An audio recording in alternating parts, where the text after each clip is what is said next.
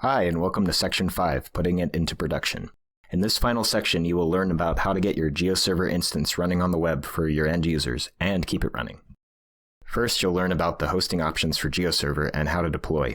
You'll learn how to monitor Geoserver to maintain a stable instance and troubleshoot. Next, you'll learn about backup and recovery techniques. And finally, we'll go through a checklist of settings for production Geoserver to make sure you have your bases covered. Let's get started with hosting. In this video, you'll learn about the three main options for Geoserver hosts: hosting on-premises, cloud-based virtual machines, and containerized virtualization. For each of these options, you'll learn the advantages and disadvantages and the basic steps involved in deployment. In some ways, the most straightforward method for hosting is with a server at your physical location, on-premises hosting. It is possible to host directly on the same machine you use to do development using a server that is dedicated to hosting web resources, or to use a virtual machine that is created on a local data center, for instance if your organization has a VMware data center cluster.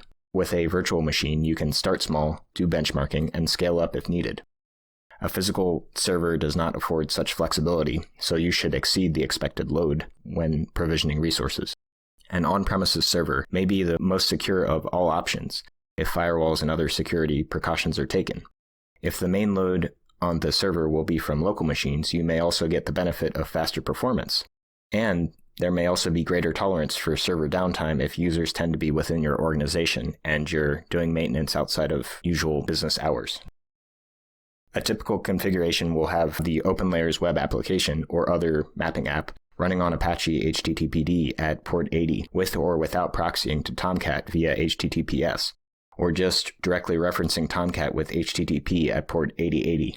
It is also possible to host the web app solely on Tomcat, and this may be a good option if no third-party server-side scripting like PHP is required.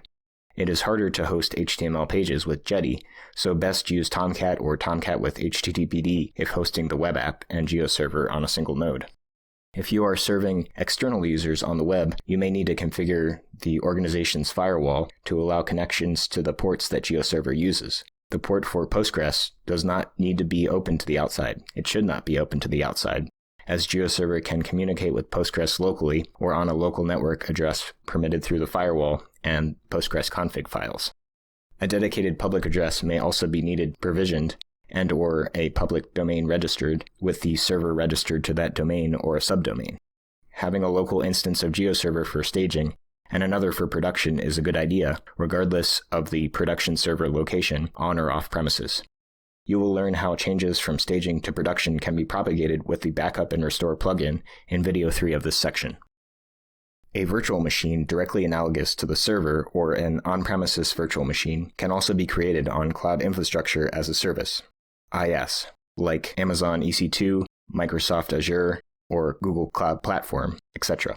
We're viewing an IaaS web administration console right now.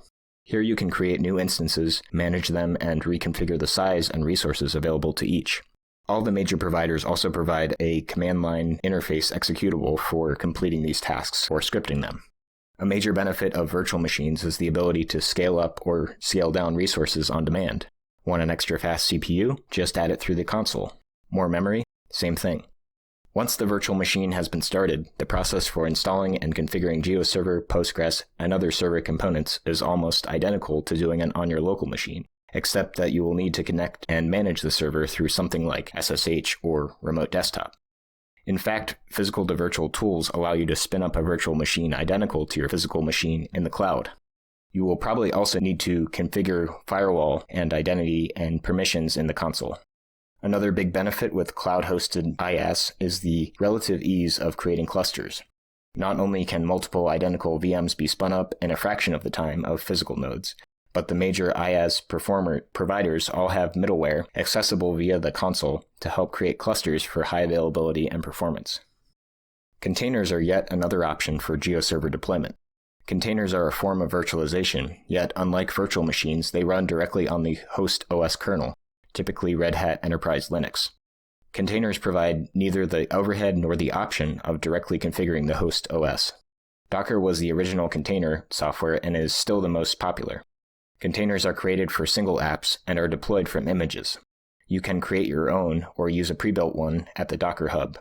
The heart of the Docker image format is the Docker file, which you can see an example of here, This Docker image and Docker file are for a Geoserver Docker container, which looks just like a shell script running all the commands necessary to create the container. When Docker creates a container for the first time, Docker caches files to build all subsequent containers very fast. Containers have even more flexibility for on-demand scaling and clustering for the best end-user experience.